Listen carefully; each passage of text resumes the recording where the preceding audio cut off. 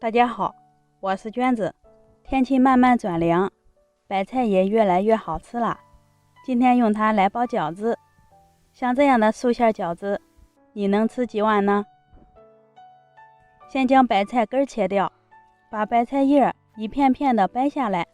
今天买的这颗白菜又白又嫩，特别新鲜。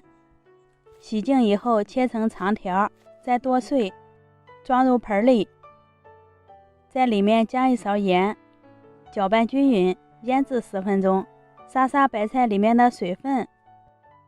在盆里倒入400克面粉，加2克盐，增加面的筋性。搅匀以后，用220毫升的凉水和面，边加水边去搅拌，这样好把握面团的软硬度。搅成面絮状之后，下手揉成面团，揉成一个光滑的面团，盖上盖子，醒面30分钟。准备一些人造肉，也就是我们说的豆皮，倒入热水给它泡软。胡萝卜切成丝，再切成小碎丁。泡好的人造肉捞出来切条，再切碎，装入盘里。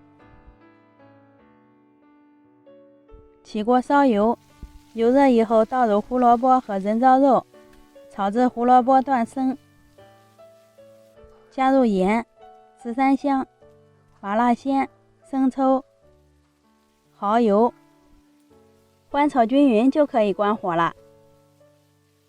白菜也腌好了，出了好多水，抓一把挤出里面多余的水分，在里面淋一些食用油，锁住水分，再次搅拌均匀。倒入放凉的胡萝卜，提前炒好的鸡蛋也加进去，再倒入葱花、姜末，搅拌均匀，馅料就调好了，闻着就很香。先放在一旁。削好的面团不需要去揉，直接搓成长条，切成均匀的面剂子。拿一个小面剂擀成中间厚、边缘薄的面皮，放上1大勺的白菜馅儿，用我们习惯的手法把口收严实就好了。